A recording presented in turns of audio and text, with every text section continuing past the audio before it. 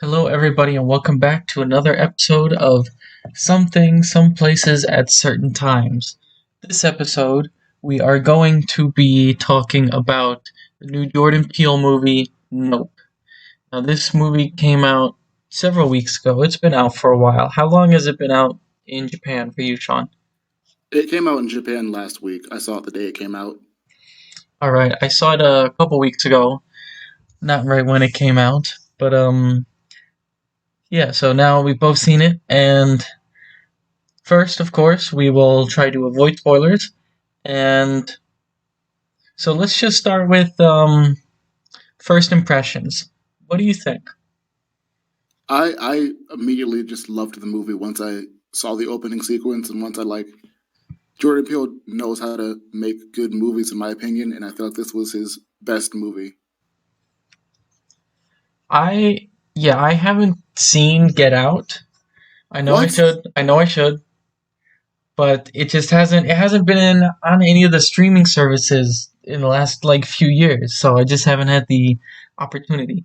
But I will get But to it. back in 2016, 2017, it was 2017 when it came out, you weren't just immediately dragged to the theaters to experience this cultural milestone. No, no, no, no. I didn't get into it right away.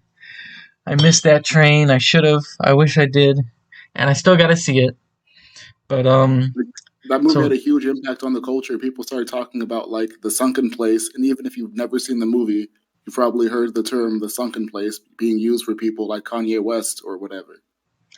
I'll get to it. I promise. I'll get to it. Okay, but right now for Nope, I just compared it to Us, which I did see and I really like. But in terms of Jordan Peele films, that's all I had to go on, and I do like this better, and I do really like this. I saw it with my dad, and we both think it's great. I really enjoyed it. The horror, some of the horror stuff was like, in my opinion, some of the best horror stuff I've ever seen. I don't watch a whole lot of horror, but still some parts of it, which I'll get into details later when we're talking spoilers. But yeah, some of the horror was amazing, and some of the comedy was really good. And then the whole kind of third act, I just thought the whole movie in total, it just everything fit really well, and it was just a great joy to watch, really. See, I'm a huge horror fan, and I feel like some of the horror moments in this movie were there are very few of them, and when there were they were really good. But this movie didn't really feel like much of a horror movie because the horror wasn't really there that much. It felt more like a thriller than anything Hmm. else. But that being said, it still is. Jordan Peele doesn't really do he does horror, but they're always more thriller than horror, where it's like Yeah, I can you're agree with that. you're not in the moment being immediately scared. You're more just kind of unsettled the whole time until the final act happens. Yeah, I definitely, even with Us, I didn't see anything that was like, there's a couple moments that are kind of like, ooh, that's scary. But yeah, I would agree it's more thriller, and it's definitely more of a dramatic or a deeper story to it than just, scaring people. And I think that's his style, and I think it works really well. My big thing for Jordan Peele movies, or just horror movies in general, or any sort of suspenseful movie, is that I avoid the trailers at all costs. But I did see this trailer in theaters when I was seeing some movie. I can't remember what movie it was, and I was immediately just like, "What is going on?" And I will say the trailer is a huge misnomer in so many ways. It's like a red herring to I remember when the trailer first came out, people were like, "Oh, what's it about? Is it about horse people? I think it's about horse people." And I was just like, "What? Okay, let me see. I don't understand." But the trailer is an amazing trailer, and it does not give away what the movie you're about to watch is at all. Hmm. Yeah, I agree. The trailer leaves a lot to be discovered, and I think the kind of transformation the film goes through from the first to the second half, I think is like it's really interesting. It's definitely very unique. It's not really something I've seen before, at least in the way he does it. And I think the way he balances the horror elements and the comedy and the thriller. I think Jordan Peele is an excellent filmmaker. Yeah, and I think the acting was amazing. I actually like fell in love with Kiki Palmer all over again. I was in love with her when I was a kid, and then like I kind of forgot she existed. And then this movie, I'm in love with her again. Which lots of people, when I said that, were like, "Bro, she's gay in this movie. Like that's weird. Why you fall in love with a gay girl?" But like, nah, she's does an amazing job in this movie, and I'm my heart is just for her and her alone.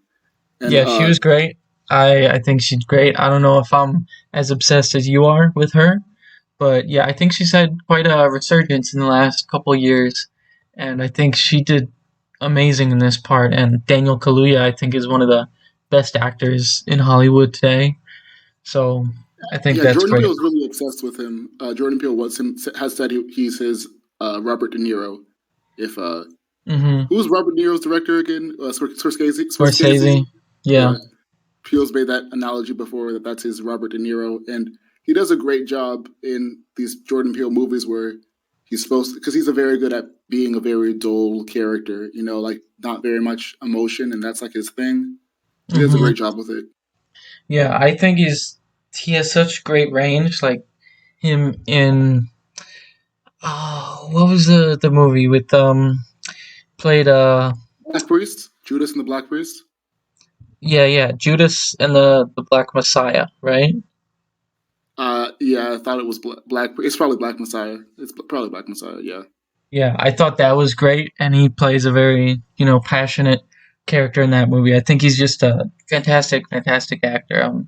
I'm glad that Jordan Peele brought him back for this movie, and I hope to see the two of them work together in the future as well. yeah, he's very stoic and was very good for this role because his character was supposed to be the straight man to Kiki Palmer's like kind of over the top insane, just millennial Gen X. I'm not Gen X, Gen Z. It's more millennial. These characters Hmm. are like millennial like archetypes in a way. Hmm. Yeah, and the other actors as well, all the supporting cast and side characters. I think they were all great. Some lesser known names that some people I didn't recognize, but I think they all did great in this movie. It's not a very big cast. There's only a few people who are really in the movie for, most of it. But I think all of them had great performances.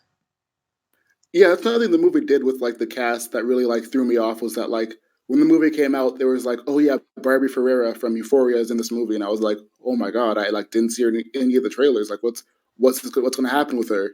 And then like she's just like she works at Fry's, and that's it. Like she's only in two scenes, but she was like people were talking about her being in the movie because she's a Euphoria character. They're like, oh, she's in the Jordan Peele movie. I was like, oh my god, like what's going to happen? And it's just like, Hmm. oh, I'm in two scenes.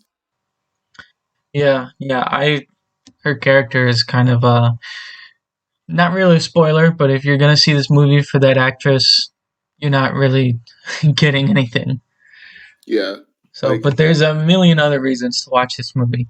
So I think there's so much to talk about. Before we get into spoilers, let's just hit on let's say the visuals and the music. So visuals, I think it's all great. The VFX are great, and just the stuff they do in this movie is really good. Jordan Peele is very good with all his symbolism, and the visuals are done in a way like it makes things unsettling when he's trying to get the horror aspect, and it makes things like visually just spectacular, like really beautiful photos to look at with the sunset and everything in the valley where most of this takes place on their horse ranch. So yeah, I it's a great thing just to see. yeah, I agree with you on the it's a great thing to see, but when you said the visual effects are great, I don't know. I'm not a big fan of like CGI in lots of horror movies, and there's no way they can avoid using CGI in a film like this. But just like Mhm. some of the CGI really just came off to me as like I can just this just doesn't this feels really fake. But uh I will say that the cinematography in terms of like capturing the Southern California vibe and like the desert aspect of the valley. That was all done really well. And as someone who's filmed a movie on in a desert before, my one IMDb role, filming on a desert's very hard, and it's they did a very good job of capturing just like the sweat that like is there unnaturally, like that the makeup artist or whoever's doing that puts on instead of like the actual sweat that you're getting from being in a desert. So I really was impressed by that. Hmm. Yeah, I can see what you say. Like none of this CGI is like the. I'm not gonna refer to this as the standard for CGI, but I don't think none of it detracted from the story or from the experience for me at least. Okay, when we get into spoilers, I'll have to talk about that. Or is it's not really much of a spoiler. The opening scene has a CGI monkey. I just like Right. when I first saw it, I was like, well, one because the production is Monkey Ball Productions.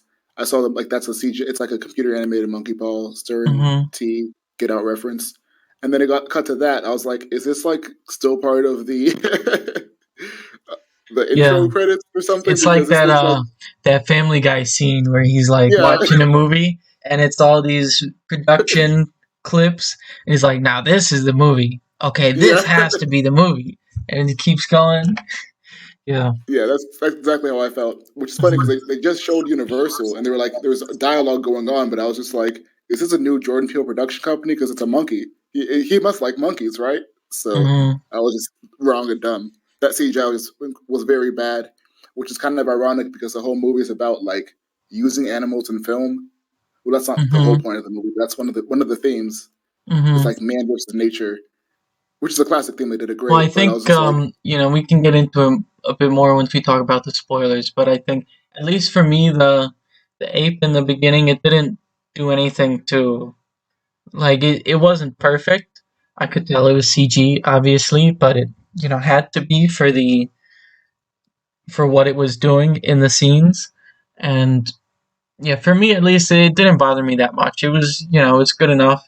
And I the think stuff, why the it more bothered me so much. important characters, the more important scenes, that's where I think the CGI really probably where they spent more of the budget. The thing is that we've seen good CGI monkeys in film from the Planet of the Apes movies, where it's just like you could have had like somebody in a suit, and I would have been like, you know what, like horror movies are like classically known for having people in suits and costumes, so it's like that would have been even if it looks corny, just put some like Hmm. Andy Circus type guy in a suit. Is that ableist? I Can I mean, I say don't know. that?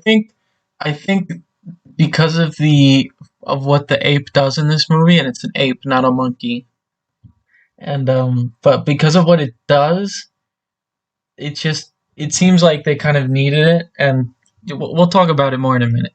But I just think yeah, I mean it all worked for me. You have a more negative view, but I it didn't have any negative response from me. Yeah, that's sorry. Real quick, I when I said Andy Circus type guy, I googled Andy Circus to make sure he wasn't like a midget. Is that the term we use now, or a short person? Little If I Google it, person. little person, and the first result on Google says, "Does Andy Circus have one arm?" And you click on it, it's like his left arm is mechanical and loaded with vibranium. They're talking about his Black Panther character. So He's great. He's the king of CGI characters. yeah, so the film's music, Jordan Peele always does a great job with incorporating music into the film. Like with Hmm. well, I don't know why I'm saying always does a great job. I'm mostly thinking about Us with the trailer having "I Got Five" on it, being flipped Hmm. into a scary song. I can't get out the most notable musical thing in that movie was the opening sequence with Redbone, which is a reference to a Redbone person is someone who is black but white passing. At least in my area of the United States, that's how we use the term. They have some Native American in them. Uh, but this movie, I didn't really get any big musical cues out of it like I did with his other movies. But Yeah, the I music, can't now a the sound couple effect weeks itself is on. good. Yeah, the sound design and everything was good, and nothing seemed negative to me. I'm sure I enjoyed it in the moment, but I can't think back and know what the soundtrack was like. But yeah, it wasn't a negative, but wasn't anything particularly memorable either. Yeah, like the score was good, but the soundtrack itself like didn't really have anything where I was just like, oh yeah, which is crazy because there's so many like cool Western themes you could use. But I mean, that's not like this isn't like a musical movie, so it makes sense. I will say one thing that caught my eye during the credits when they were showing all the songs. I always stay for the credits mainly for that. Was they credited "One-Eyed, One-Horn, Flying Purple People Eater"? The everyone knows that song. Yep, yep. But it was never played in the movie. The one guy just says the lyrics to it. Like it's a short song. Just he says the verse, Well, and maybe I don't know how the legal stuff works. Maybe they got some, what is it, copyright or trademark on the lyrics or something. I don't know.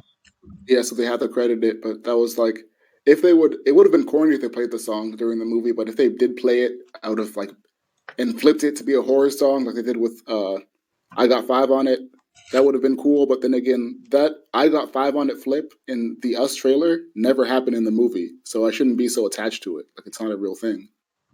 Did they? Did they not? Well, they were singing "I Got Five on It" in the movie, right? But it just Yeah, wasn't in part the of a car. horror scene. And just like some quick spoilers from us for us, I guess. But in the trailer, how the mom is counting on the ones and the threes, she's snapping off beat. I didn't get that until people pointed that out to me because I just have no rhythm. I thought like, oh look, it's another black person with no rhythm. We're not rare. People were like, no, that's a sign. And I was like, dang, I just thought she had no rhythm. I didn't know it was that deep. Yeah, you're the odd one out here, buddy. You caught it too? Um, no, but you should have some rhythm. Maybe I caught it at the time, but I can't remember it right now. It's been a while since I watched it. All right, yeah. So there's we talked about the acting, we talked about the music. The story was very unique. I will say the story is very unique, and it is Definitely. a film that, like, which, like I said earlier, when you watch the trailer, you don't know the story, and Hmm. it was very unique. But it also felt like a callback to many other movies, specifically Steven Spielberg movies, which some people Definitely, say was a definitely. negative, but Yeah, I we'll get liked it a into lot. that a bit more. Because I definitely wanted to bring that up. But yeah, it's definitely I think it's full with references and or allusions to the history of Hollywood and great filmmakers. And if you're a fan of film and you've seen lots of classics, you'll probably recognize recognize a lot in this movie that is at least reminiscent of a lot of classic films. Yeah, that's um, pretty accurate about this movie. Hmm. All right, so let's before we get into spoilers, let's give it a quick rating. I would give this like a 8 out of 10. This is a great movie. Yeah, I gave it 5 stars on Letterboxd, 5 out of 5, and I pretty much said that this is Jordan Peele's best movie because the social commentary wasn't ham-fisted. Like I feel like it was for Get Out. That's kind of the point. With Us, it was all over the place. This one, the social commentary was perfect, and he also knew how to play with the audience's expectations of not only him as a director but of the movie they're about to watch. Hmm. Yeah, I loved it. I'd love to go see it again. I could watch it over and over. Just I, what can I say on this? Like, what words am I allowed to not say on this podcast? You say whatever you want. Okay, so this is just a quick thing I noticed when I was watching the film in Japan. There was a scene where Kiki Palmer says to her brother, or about her brother, "This nigga," and Hmm. they translate it as "konobaka" or "this idiot," which means the same thing. But I thought that was just hilarious to me because it's like, yeah, that is what she's saying. She's calling him an idiot, but Hmm. it's just like there's so much more like nuance to saying like this nigga and just saying Yeah. like, oh, this idiot. It's like it's the same thing, but it isn't. In case anyone listening isn't sure, Sean is black. I'm not gonna say it, but you can say whatever you want. All right, man. What do you think about what I just said? Is that interesting translation, or because it gets the point Yeah, it is. It across? is. It is always interesting to see these things because it is. Of course, as we who study language, we're probably always interested. But when you see translations in movies, did you see it with subtitles? Yeah, yes, of course. It didn't get dubbed. So yeah, when they have these translations, it's like, do they translate the word direct? Like, I imagine there's not really a direct translation in Japanese. They might have, I guess, maybe they got their own slang for different racial slurs, but um, yeah, it'd be like, do they translate it directly, and maybe it doesn't mean as much like a Japanese audience because they don't use the word, or do they translate it to a local word that has more significance to them? Yeah, like another thing I noticed was I watched the trailer for Bullet Train, and in that trailer, Brad Pitt says "shitballs," and it got translated to like "sugoi," which means like amazing, something like that. So just very interesting translations. But yeah, Nope was a 5-star movie to me. I think it's Jordan Peele's best movie, and I'm really excited to see what he has next, which is actually a Netflix animated movie by Henry Selick, which is going to Hmm. have Jordan Peele and Keegan Michael Kay as the star characters as the leads. So I I'm I don't know if that's the next Monkey Paw thing. I don't know if he's directing it, but I do know that's a Monkey Paw picture that has Jordan Peele as the Hmm. starring role. So I'm excited for that one. All right, now let's get into spoilers. You've been warned. If you're listening after this point, there will be spoilers. If you haven't seen it yet, please go see it. Great movie. Now, let's talk about some of the stuff. Let's start with the beginning, opening scene, because that's when you mentioned the CGI. I think because the ape is so violent, like maybe they could have done it with a person, yeah, in a suit, but I think that because the rest of this movie uses modern technology, I think it wouldn't have fit. And but I think the end, with the UFO, what do they end up calling it? Um, They never Jean really gave it a jacket, name. I feel like jean jacket. oh oh they named that's what they named the thing too. Oh yeah, they did. Yeah, Yeah. jean jacket. Because obviously they have this giant UFO alien. Like there wasn't really any other way to do it. Maybe they could have used miniatures and stuff, but that would have been like I think in today's world they got to do it with CG, and they can, and it looks good. But the API, like I could tell it was CG, it wasn't great, but it didn't take away from anything for me because they definitely couldn't have used a real one to do that. And I See, you're mean, saying that, but they never showed the ape like physically attack anybody. they got. I mean, you don't see the direct point of impact, but you it gets pretty close. Like would have had to be bashing in a at least a dummy for them to get those shots. But yeah, I mean, I don't know if that's the kind of thing you could train an ape to do for a movie, but I think it would have been a maybe a risk as well because I mean the whole point of that scene was that an acting ape who's not supposed to do anything violent went crazy, and it is an animal. It's not an animal that people keep as pets. So that's And and that being the opening scene was very strong because it made me think like, oh, what's the point of this movie? Is it like you hear like the balloons pop and then the monkey goes crazy? Is like balloons going to be like the weakness of whatever's going to happen, or is like are these aliens? Are there going to be aliens that are monkeys, or is it like are animals going crazy in yeah, this it was weird. movie? It's Like, almost like it's so different from the rest of the movie, and I think that was something when I was talking to my sister about this movie. She was saying like, what was the point of it? And I think a lot of people are maybe wondering what's the point of it. She heard some opinions. The way I interpreted it is that it at least starts the movie in an unsettling way. So you're already, the nerves are already building. And I think it's also important to the character, what's yeah, his name? juke. Yeah. And it just shows, I think, because the ape didn't attack him, I think he has this kind of confidence that he can tame these wild creatures. And that's what makes him go after the the alien jean jacket. And so I think it basically stems from this childhood trauma that he survived. So he thinks he has this kind of special connection. Yeah, that was the whole point of that scene, in my opinion, too, was for the childhood trauma, especially how like the monkey was shot right in front of his face when he was doing the trying to do the fist bump, Hmm. uh, and then how he has the whole memorabilia of that show in a secret room in his office that he took Yeah, and Kiki he's making Palmer, a profit off of it and everything. which is like kind of the point of the movie, and even they make the reference to the whole like, oh, you see the SNL bit about it, man. It gets it right on. Where like these major companies will like just kind of profit off of somebody else's trauma because it's like, oh yeah, they make a joke about this thing that happened to these real people. Well, they're not real people in this movie's universe.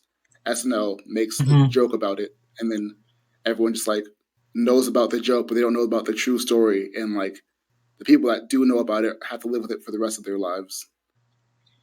Yeah. But then the whole point of profiting off of media is kind of like the whole point of this movie because they're trying to get a captured picture of this alien because they want money because they can't afford to have the ranch without their dad because Hmm. Hollywood I think sucks. there's another thing that my sister had mentioned or questioned.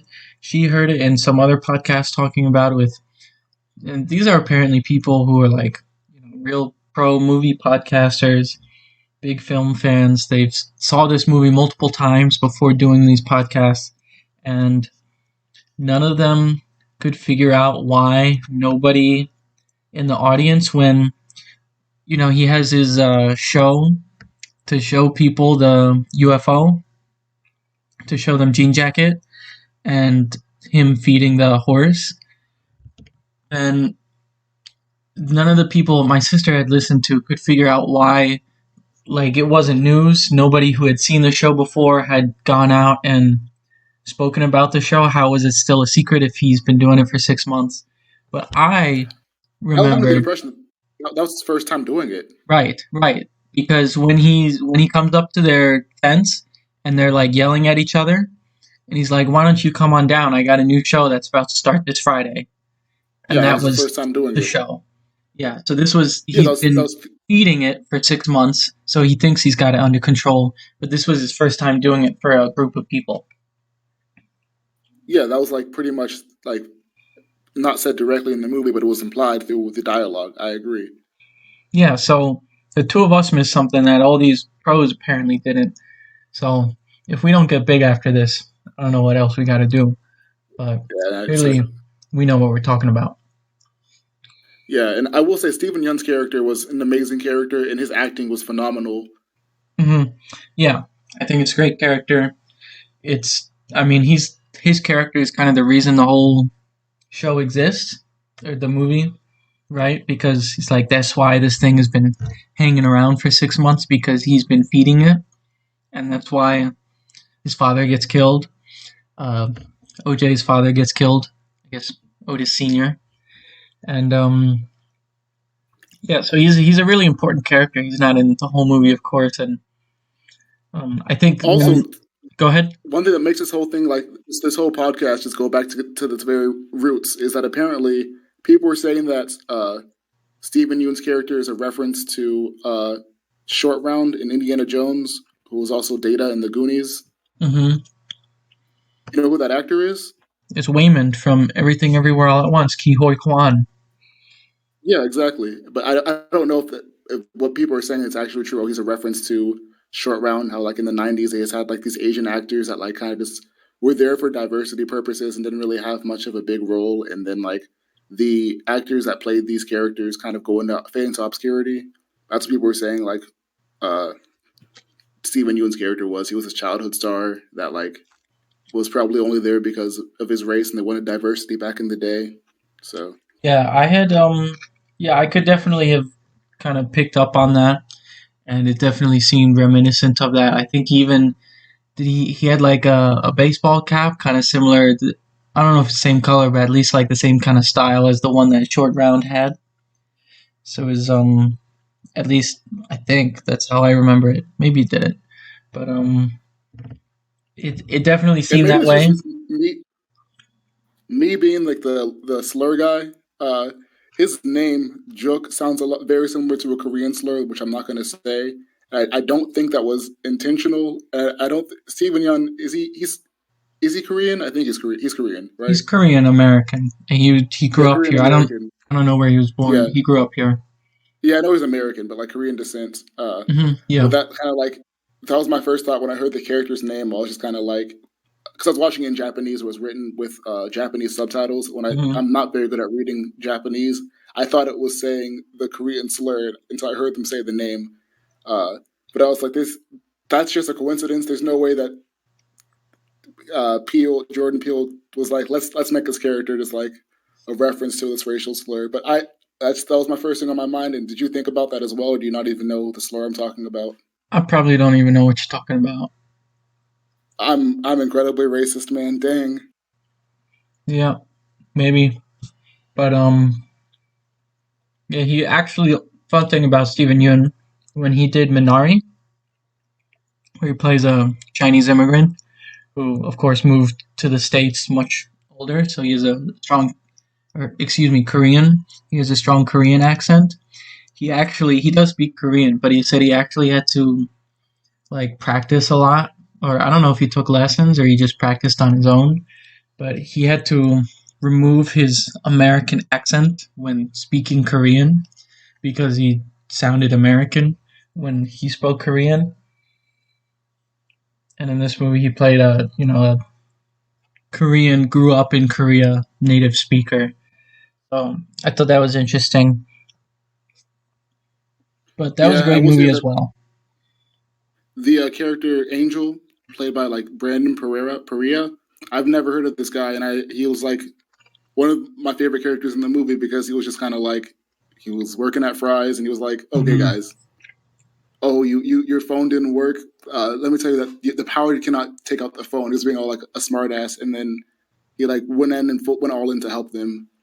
hmm And he was kind of like he was kind of like what I think how most people would react, at least initially. yeah, his character felt very Like real. he is the title. Nope. Like he sees this thing and he's like, "This is crazy. Let's just get the hell out of here." Yeah, and I will say that like when the scene where the uh, Daniel Kaluuya's character is in the car and hmm the The aliens alien trying to fight in him, and jacket. he's like he thinks about getting out the car. He's just like, nope. He just closes the door. I'm like, this hmm is.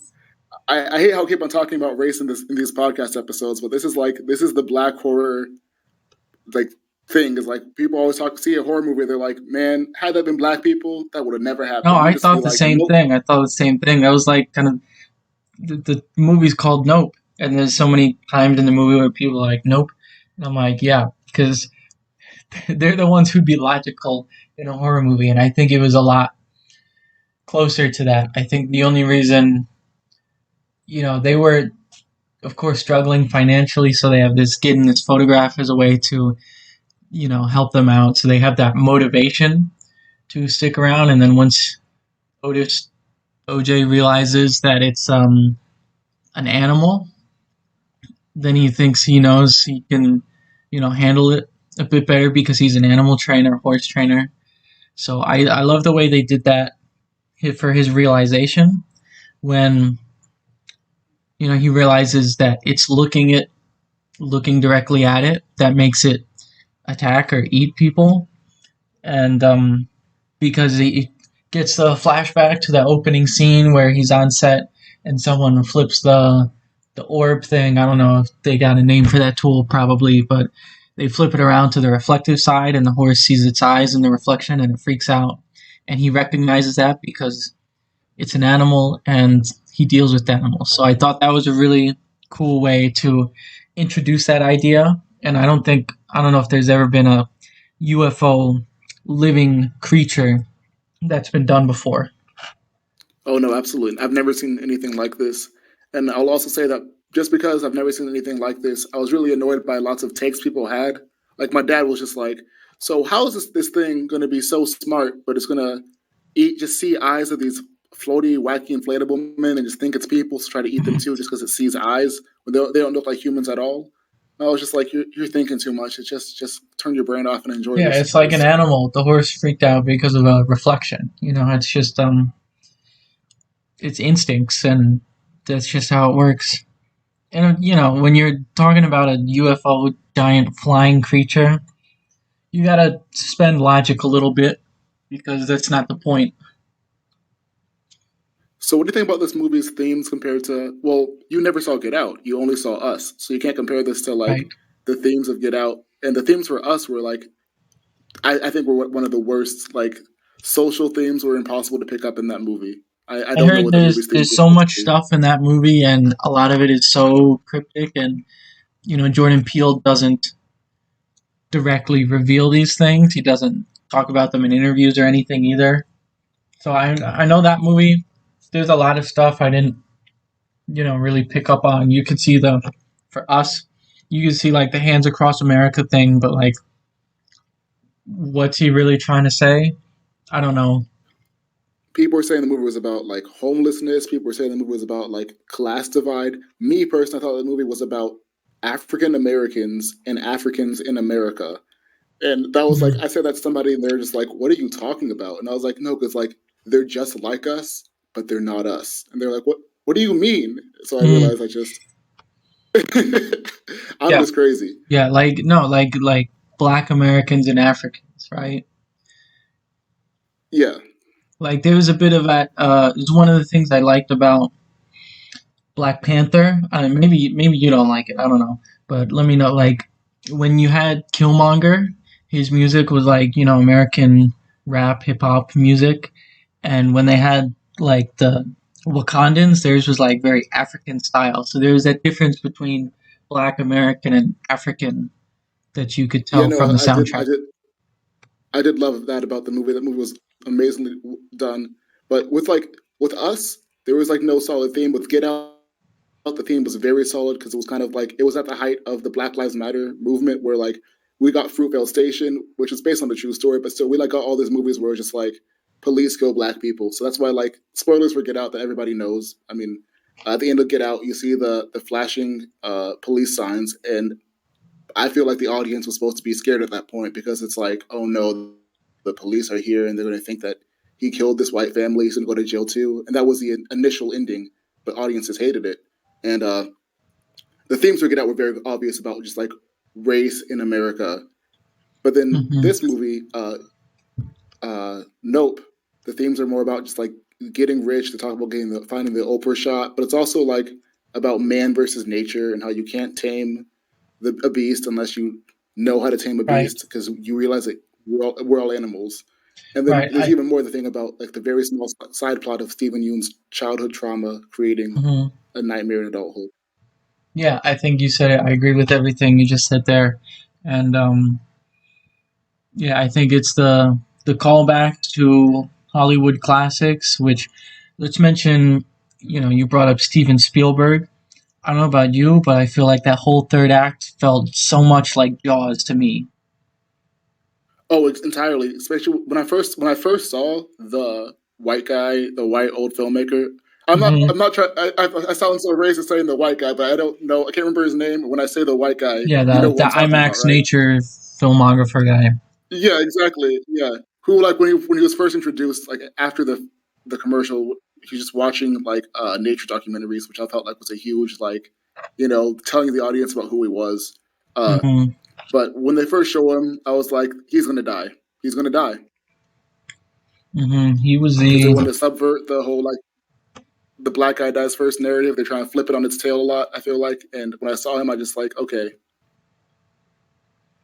yeah. I think he was the That was the one thing I didn't really love about this movie was just he like gets a shot and then he's like it's gonna be golden hour soon. He goes up on the hill and like knowingly just kind of gives up and gets eaten while knowing his like camera's gonna get eaten and he's losing all the footage anyway. And it wasn't even golden hour yet. Like why didn't he wait another 30 minutes then? If he knew it wasn't like I thought that was a bit weird. That was the only real complaint that I have.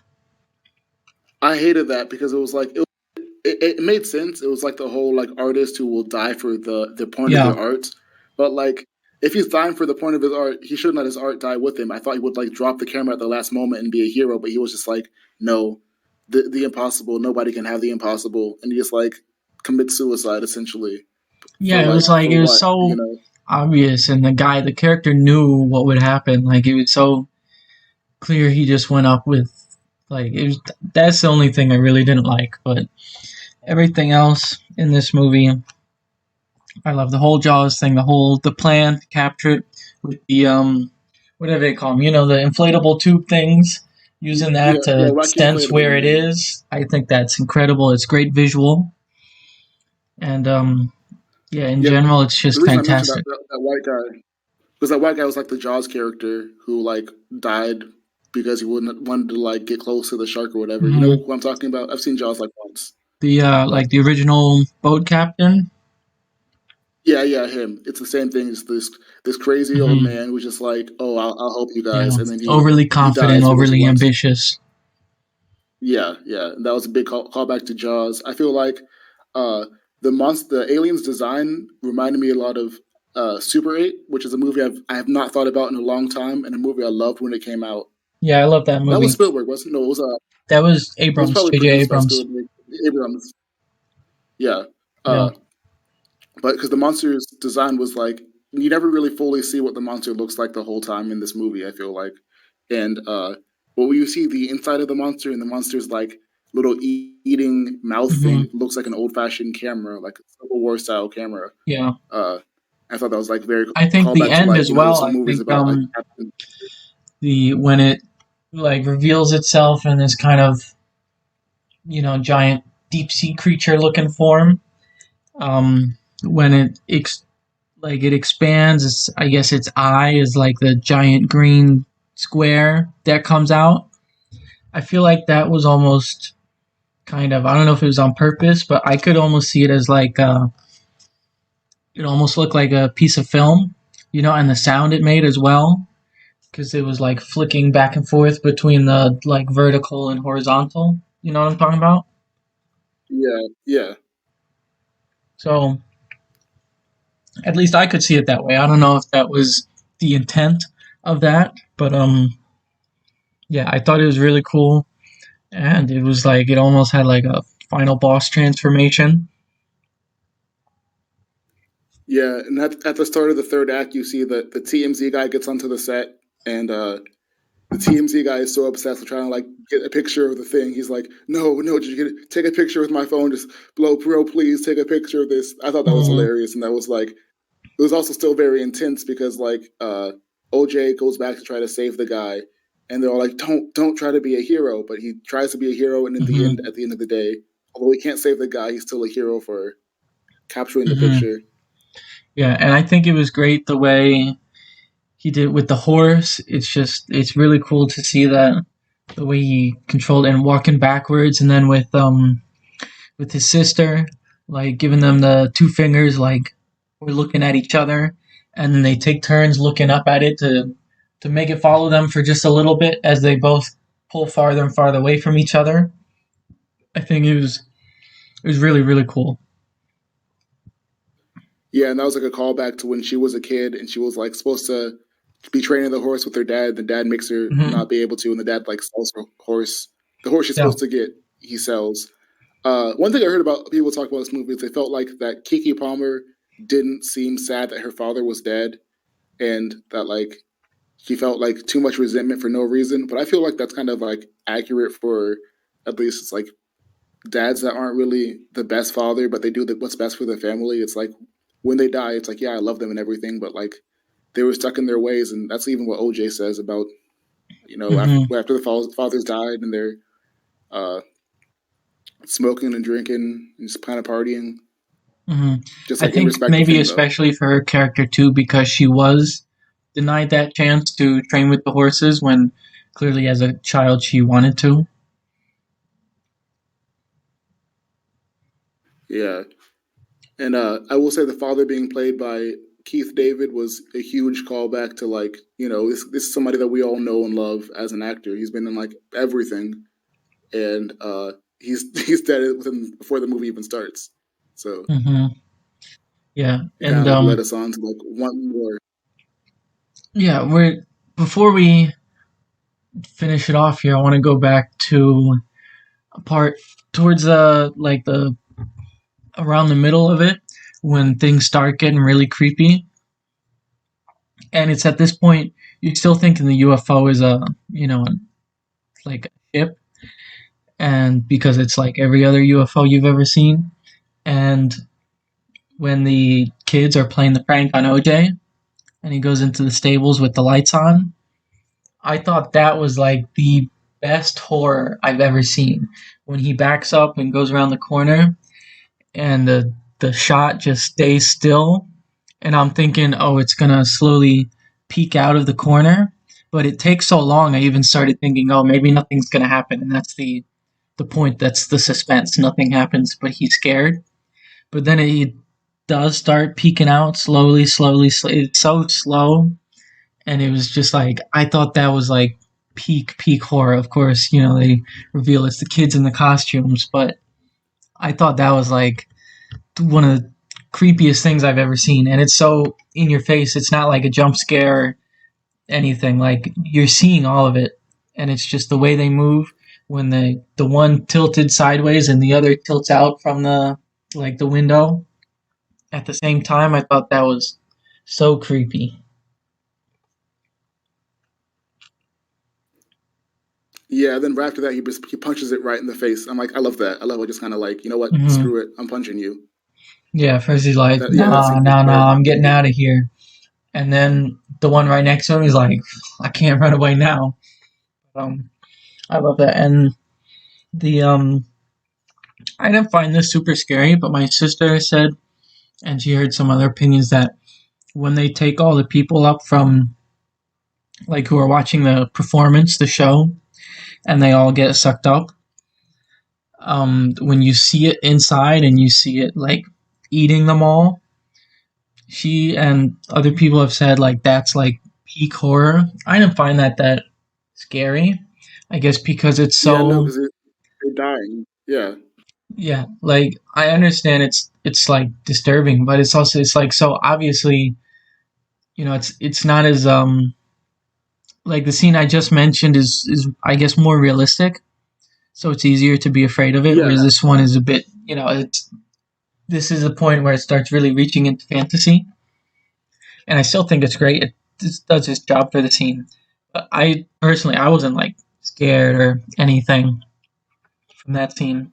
yeah. I agree with you on the serious scene, but I'm surprised your sister or anybody would mention the scene where they're already inside the monster because it's like at that point they're SOL. There's nothing they can do about. They're dying. They're not going to escape. So it's like Mhm. just being like I guess being in like in a closed space and being I think it was just like kind of the crushed to death shock or being because digested. that's when the audience kind of realizes this isn't just a machine. This is like this is a creature. I didn't just think at that moment, oh, this is a creature, it's an animal. I thought maybe it was a UFO and I don't know, they just dismembers people to, I don't know, use the blood as a resource or something crazy. But I think Yeah, it's at that point when you realize it's not just a ship, a spaceship.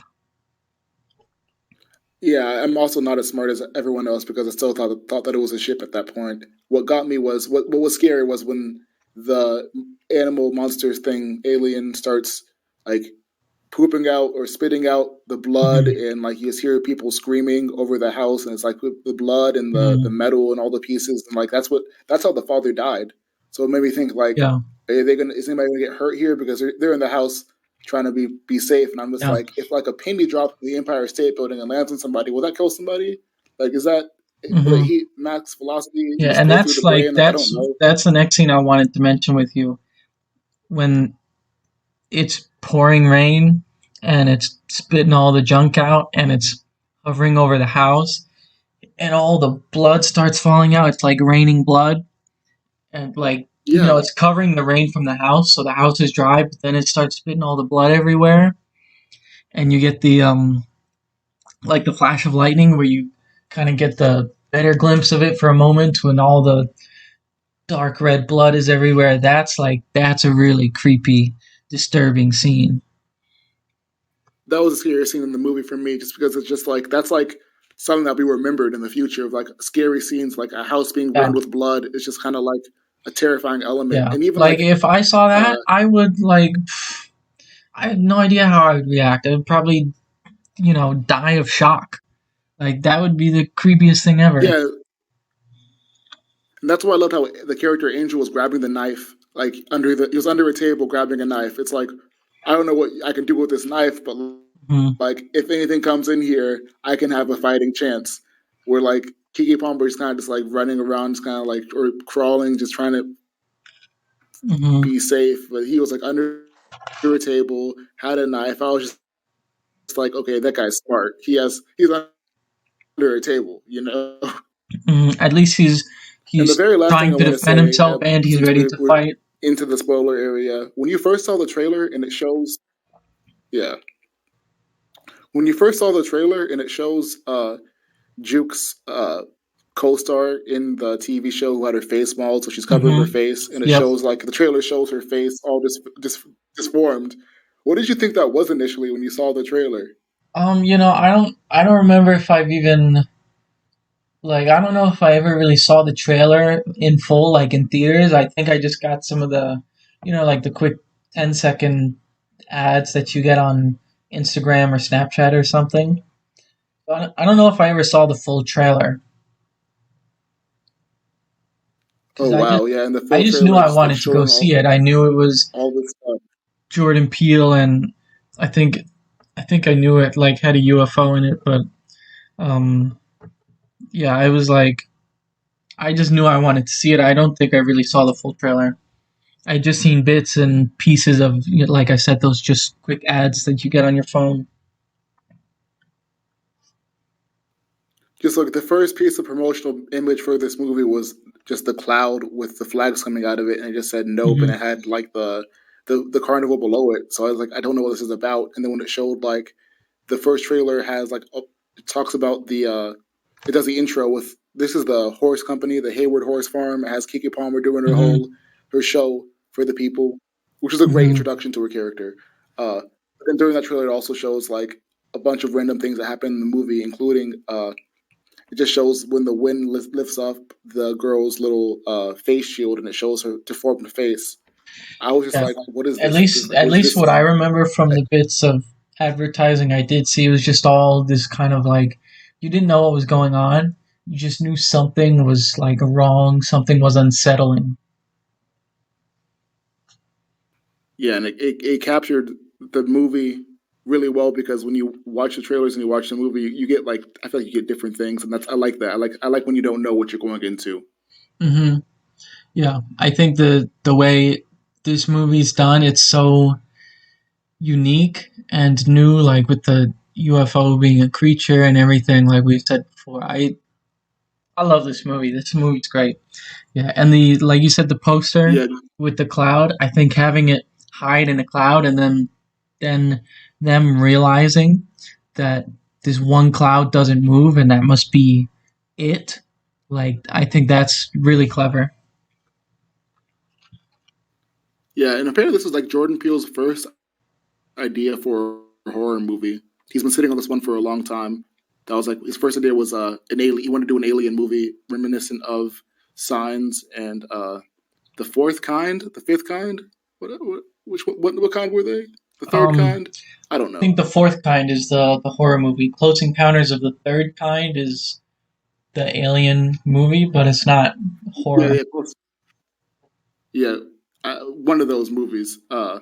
But definitely based off of Signs, Jordan Peele wanted to make a movie like that, and apparently the original title of this movie was Little Green Men, which I'm glad that they Mm, changed it to Nope yeah, because I think because I I don't know read, if maybe it a had lot of because that maybe people try to read into the symbolism of Jordan Peele movies, but I saw an interview, or I think I read a bit where he explained the title of this movie, and he was like, "Those theories are great, but like the title is just because when you watch this movie, if you're in this situation, you just be like, nope." Like it's just supposed to be your reaction to the movie is the title. yeah, which I feel like more movies should do. Like if like The Grudge was called The Grudge, it'd be like instead of The Grudge, it'd be, I ain't watching that damn VHS. Mm, Just give us more yeah. accurate titles. Yeah, I think the title works great for this movie. And yeah, aside from that one scene with the IMAX videographer guy, yeah, filmmaker guy, yeah, this was like incredible. I love pretty much everything about this movie. Same here, Jordan Peele's best movie. I hope he makes more. I'm excited for whatever he has next in store. Yeah, I think that's all I got for this one. What about you? Same here. All right. Well, like we said before, I give this an 8. You know, maybe if I keep thinking about it, if I go see it again, I might bump it up to a 9 someday. But I'm giving it an 8 out of 10. To me, that's a great movie. Definitely, you should go see this movie if you haven't and listen to all the spoilers anyway. But yeah, I loved it. Yeah, I'm giving it a 5 out of 5. Jordan Peele's best work. I'm in love with Kiki Palmer. I hope I can marry her one day. All right, I won't go that far, but I will highly praise Daniel Kaluuya. I think he's one of the best actors in A-list film these days. So yeah, and Jordan Peele's one of the best filmmakers, and this just I think further cements that. In case anyone had any doubts before, this is a great one to watch. All right, so if you've made it this far, thank you for listening, and stay tuned for our next episode. Not sure what we'll be talking about, but we will be back hopefully sooner than later. Thank you. Bye.